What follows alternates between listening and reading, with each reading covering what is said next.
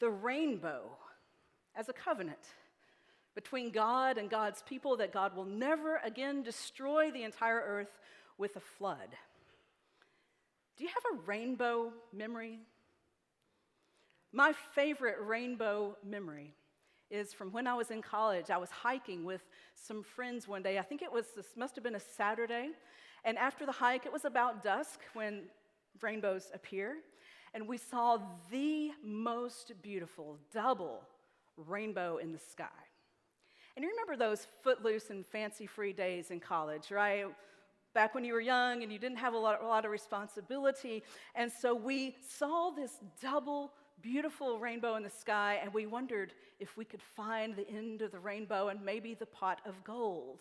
And so we hopped in my 1987 Little Red Dodge Daytona, and we set out to find the end of the rainbow. And guess what? We found it. It was in a parking lot of all places. There was no pot of gold, but the memory is golden. Because there in this parking lot, the rainbow ended, and we were kind of dancing and playing in the refracted and reflected light, and it's just a beautiful memory playing in the red and orange and yellow and green and blue and indigo and violet. Roy G. Biv, yes, I paid attention in 7th grade science class. I bet you have a favorite rainbow story too. Maybe the most beautiful rainbow you've ever seen, or a rainbow appearing in the sky at that time when you just needed a sign of hope. Or maybe something else. You have your rainbow story. Tell me as you're leaving today. I'd love to hear it. Well, for Noah, the rainbow meant something very special. This covenant in the sky between God and humankind from henceforth. It would be in the sky as a sign of hope that God would never again destroy the entire earth in that way. And once again, here's a caveat. Many people read this literally, many people don't. You can choose. All right? God set the rainbow in the clouds as this covenant, this sign of hope. Never, ever again will God destroy the world in that way. It still remains as a sign of hope today in these VUCA times. You remember this word I've taught you, right? It's an acronym: volatile, uncertain, complex, ambiguous. These are VUCA days that we live in, and the rainbow before us reminds us that God has not abandoned us. God is still with us. God is here to give us hope and a future, it says in Scripture. And what's more than that, this hope that we are talking about today, as we're thinking about being anchored in hope, this hope has evidence-based benefits to our practical lives. What are some of those benefits? Here's the first. Hope, those who have a sense of hopefulness have better physical health, stronger immune function, lower rates of chronic stress, better cardiovascular health. The second evidence-based aspect of people who have hope, enhanced mental health and resilience. Anybody want any of that? Yes, I'll take some of that, please, and thank you. Lower rates of depression and anxiety. Hope helps people cope with stress and deal with adversity. None of us have ever dealt with adversity, so we don't need that, do we? The third evidence-based benefit of people who have a sense of hopefulness is improved academic and professional performance. People who have hope tend to set more challenging goals for themselves. They reach higher. They show greater persistence towards those goals. They have better outcomes in school and at work. The fourth evidence-based aspect of those who have a sense of hopefulness: stronger recovery from trauma and illness, better recovery from serious health conditions, from chronic pain, from traumatic experiences. And the fifth and the final one that I'll say, benefit of hopefulness, is overall life satisfaction and a sense of well-being. Sign me up. Higher levels of happiness, life satisfaction, a greater sense of meaning. Hope helps us navigate these VUCA days. You can say the words now with me, right? VUCA, volatile, uncertain, complex, ambiguous. You did great. That was awesome. Let's try that again. Volatile, uncertain, complex, ambiguous. Hope helps us navigate these crazy, unmoored days in which we live. Have I convinced you? Ish. Okay. Let's explore then how we can anchor our lives in this hope, what it is, and then how we can live in it. But before we get into that, I want to point out the difference between kind of an ordinary hope and an extraordinary hope. The kind of hope that we're talking about is a holy hope, not an ordinary hope. Last night, I hoped that my team would win. My hopes were dashed, as they often are. That's an ordinary hope. But we're talking today about an extraordinary hope, a hope that's grounded in Christ, that's kind of over and above this kind of ragtag roller coaster kind of hope that most of us have. There's a deeper, higher hope. You see, ordinary hope, there's a shadow side to it. Have you ever thought about this with ordinary hope? Like my team losing last night. It's an ordinary hope. I hope my team wins. I'm terrified if they don't, they won't make the playoffs, right? There's a fear attached to an ordinary hope. I hope the stock market goes up, right? There's kind of a fear attached to that, isn't it? Because if it doesn't go up, it means it goes down. And then what am I going to do? I got my whole retirement. There's a shadow side to ordinary hope. I hope I get that promotion. The fear attached to that is, what if I don't? Does that mean they don't respect me? Does that mean I'll never get a promotion? I'll never be able to pay the bills like I'd like to and take that family trip? You see how ordinary hope has a shadow side? But we're not talking about ordinary hope here today. We're talking about an extraordinary hope, a holy hope. T.S. Eliot once wrote this: I said to my soul, be still and wait without hope, for hope would be hope for the wrong thing. Ordinary hope is oftentimes hope for the wrong thing. A young person, oh, I hope the love of my life will finally notice me, and maybe they're not really the love of the life. This is an unevolved, it's an immature hope. It's kind of a grasping kind of hope that's out of lack, kind of out of scarcity. I hope, I need, I want. It's out of a sense of not abundance, but scarcity. We hitch ourselves to certain outcomes. I hope I get that promotion. Right now I'm attached to the outcome. And that hope is bound up with fear. And then we become, what, disappointed if our hopes aren't realized? And it's this kind of hope roller coaster. I hope, oh, my hopes are dashed. I hope, my hopes are dashed. And this hope roller coaster is a sure sign that our hopes are ordinary, that they're born out of ego and not out of spirit. It's hope with a little h instead of this holy hope that I'm talking about today.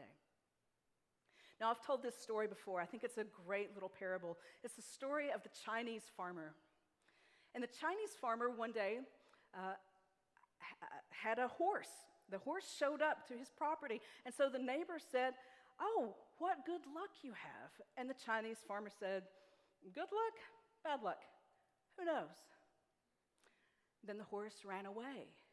And the neighbor came and said, oh, I'm so sorry about your misfortune, your bad luck. And the Chinese farmer said, good luck, bad luck, who knows? Well, a couple days later, the horse comes back with a horse friend, with another horse. And the neighbor said, well, congratulations, now you have two horses. What, good luck? And the Chinese farmer said, what? Good luck? Bad luck? Who knows? Well, the Chinese farmer gave the second horse to his son. And his son was riding the horse. He got thrown off the horse and broke his leg in a terrible way. And the neighbor came by and said, oh, my goodness, I'm so sorry. What bad luck? The farmer said, good luck? Bad luck? Who knows? And a few days later, the emperor's men came along to the village and took every able-bodied young man off to war. Good luck, bad luck. Who knows? You see, with our ordinary hope, we get attached to outcomes. We think we know what's best without the vantage point of future. And yet we get attached and our lives become like this roller coaster. Famed author Barbara Kingsolver, I bet some of you have read some of her works. She wrote this: "Here's what I've decided. The very least you can do in your life is figure out what you hope for. And the most you can do is live inside that hope. Not admired from a distance, but live right under it, under its roof." She said, "What I want is so simple, I almost can't say it. Elementary kindness." So, with that, how do we do that? How do we live under hope's roof? How do we anchor our lives in hope? Psychologist Tara Brach has some really good insight about this. She suggests that holy hope, the kind of hope we're talking about, not ordinary hope, but this extraordinary hope, that it has three characteristics. Here's the first: that a holy hope has an aspiration toward our highest potential. Right? The promotion, the team winning, the stock market, that has nothing to do with core values, with what really matters, like love and creativity and community service, right? That holy hope has an aspiration toward our highest potential. The second characteristic, she says, is that there's a trust that it is possible. And the third is that there's an energy to engage that hope. And I'm going to talk about each a little more. Number one, characteristic of holy hope, that there's an aspiration toward a higher potential. Does the hope we have connect with what really matters in our lives? Does it point to one of our core values? Is it like the flower that knows its greatest ambition is to blossom? Or like an acorn who believes that one day it will grow into a giant oak tree? You see, this kind of holy hope, it's in our DNA. We don't have to hustle. The acorn doesn't have to work hard or hustle to become an oak tree. It just finds itself in the right situation. That's the kind of hope that is born in us, that God actually planted in us. It may feel like passion. It may feel like vision. Are we living each day as if it truly and really counts? An aspiration toward a higher potential. The second is a trust or belief that it can actually happen. Listen to what Henry David Thoreau wrote. "Though I do not believe that a plant will spring up where no seed has been planted, I have great faith in a seed. Convince me that you have a seed there, and I am prepared to expect wonders." Do we believe that our lives are unfolding as they should? Do we trust that God is holding us like a seedling, growing into the beautiful oak tree or the flower that blossoms? Tara Brach tells a story about a time when her health was failing, and she named that on the good days that she was having, that her hopefulness would be high, but on the bad days she would feel despondent and despair. And she noticed this pattern in herself with this health issue she was dealing with. And she decided to move past the hope roller coaster into something deeper and more profound. And she said, "I want to trust in love, in presence, in the goodness of life, whether things are up or down." And can't we do that? Can't we all do that in times where our lives feel like this and kind of get off that hope roller coaster? And the third characteristic of a holy hope is the energy to engage. We don't just sit around. We don't just passively wait for our greatest potential to be fulfilled. No, we get in there. We put ourselves out there. We dig in. We walk toward that highest aspiration. We invest ourselves and our energy toward that highest ideal. So the three things, the three characteristics of a holy hope: an aspiration toward a higher potential, trust that it is possible, number two, and number three, the energy to engage. Brach tells a story about a monk. His name was Nomoto. And Nomoto was a very self-giving man, and he worked with those who were suicidal, and he poured himself into his work. He would work around the clock, 24/7. When somebody needed him, he would be there, and he just worked himself until he was quite ill. And he became ill, and very few people then tended to him, and this was very disappointing to him. He felt very isolated. And he decided to change up how he was doing his work with the suicidal folks that he was engaging with, and he decided that he would require them to come to him at his monastery.